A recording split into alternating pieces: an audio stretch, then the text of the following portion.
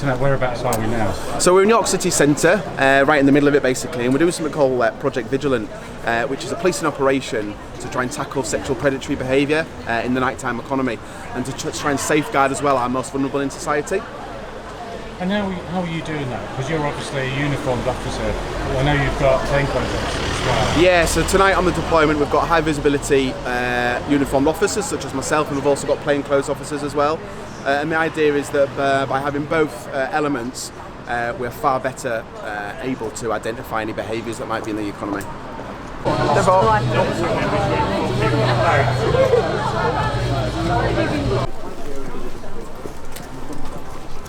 Okay, thank you very much everyone for coming. Welcome to the Project sort of Vigilance briefing. I just want to remind everyone of the aims and objectives of tonight's deployment. So the objectives are to use a combination of uniformed and plainclothes officers to carry out patrols in our nighttime economy and identify offenders who are displaying any sexual predatory behaviour.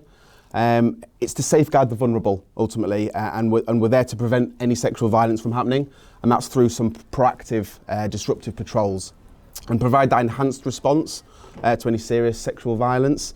We're there to identify vulnerable people as well and to safeguard them as best as we can, and we can do that through referrals to our street angels who are on this evening, and York Ambulance Service if should that be required. We're there to identify predatory behaviour by potential perpetrators and prevent further offences through sort of overt investigation really. And ultimately we're there to gather intelligence around potential perpetrators for future disruption and to assist in future investigations. And we're going to do that through plainclothes and uniform presence. We're going to go out in our nighttime economy, we're going to go to particular areas and we're going to be amongst the nighttime economy and amongst the revellers and provide that reassurance to our community that we're here to tackle the behaviours. Okay, so if I can have everyone ready and we'll head straight out. Thank you very much. Yeah, I'm Chief Inspector John Aldred.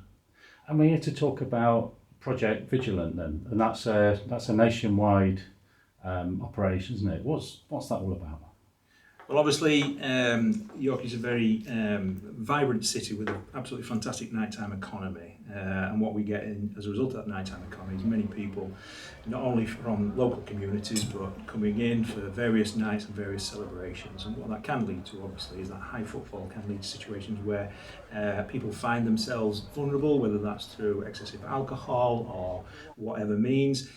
So what we want to do as North Yorkshire Police is ensure that people come to the city and are safe in that city and feel safe in that city. So, and don't get me wrong, York is one of the safest cities in the country. So let me make that absolutely clear now. But on top of what we would normally deploy in there, we have adopted Operation Vigilant, as you say, a nationally adopted programme, because we want to add that extra layer of protection to people who may find themselves in vulnerable situations, you know, and particularly around females who find themselves vulnerable, because what Vigilant does, it allows us to sort of identify potential offenders against women and other individuals. So if I give a brief explanation as to what Vigilant is. So in terms of Vigilant, what we've done is we have trained officers up in behavioural sort of recognition and being able to identify certain behavioural traits which you think that's a little bit concerning towards particular groups of the community. And as a result of that, we are then able to link in with uniformed staff to make some further investigation. So the Vigilant staff will be deployed in plainclothes so that they will blend in, and they are there to observe and identify people who are exhibiting this kind of behaviour which potentially leads us to believe that they may be possibly going to make commit offences. They are in radio contact with people who are officers who have the ability then in uniform to go up and further investigate and just have a word and find out what that person's doing here. Is it innocent, or actually should we be paying more attention to this, and will it lead to more? So we also not only look for sort of potential people who may be wanting to commit offences against people who are vulnerable, but also we find people in vulnerable states as well. And this is where, working with partners such as the ambulance service and the street angels, we are able to intervene and again get that person the sort of help and support that they need at that particular time, make sure that they've come to York, they've had a great night and they're going to get home nice and safe. And is part of it, I suppose, you've got, as you say, like a duty of care to visitors, and you've talked about that, but also, and I think this is always a tricky one to talk about, is everyone's got responsibility, haven't they, for their own safety. And is that kind of really what you're talking about? People need to make sure they, things like know how to get home, know who they're going to be around, maybe their plans for the evening. Yeah, I mean, for me, there is a certain amount of personal responsibility for people that come into to any city to enjoy the nighttime economy.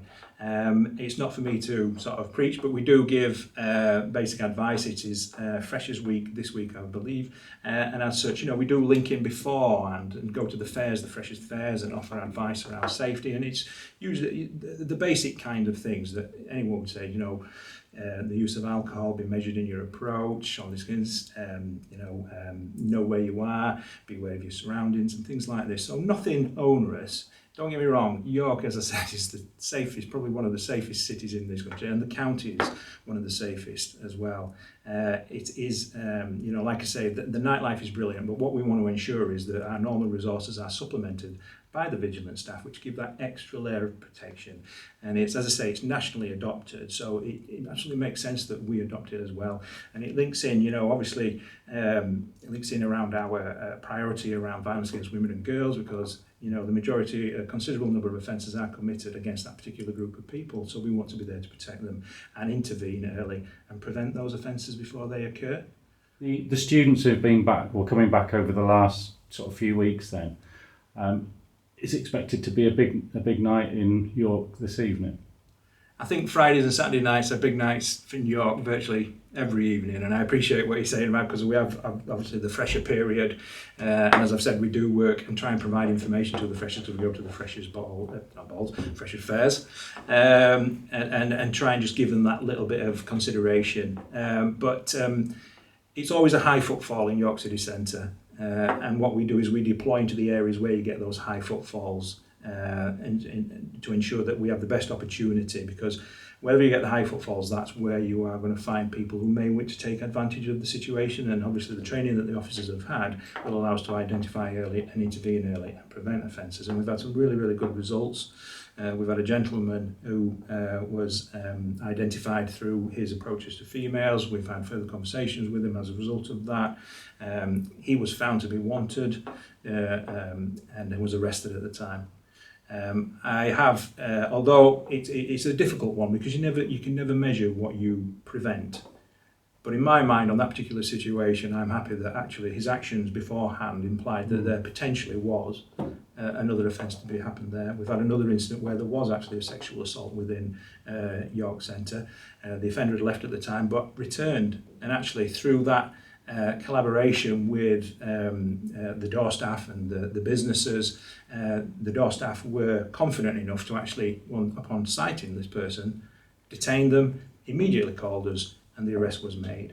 So for myself, again, that's another opportunity where we have reduced a potential another offence, another sexual offence against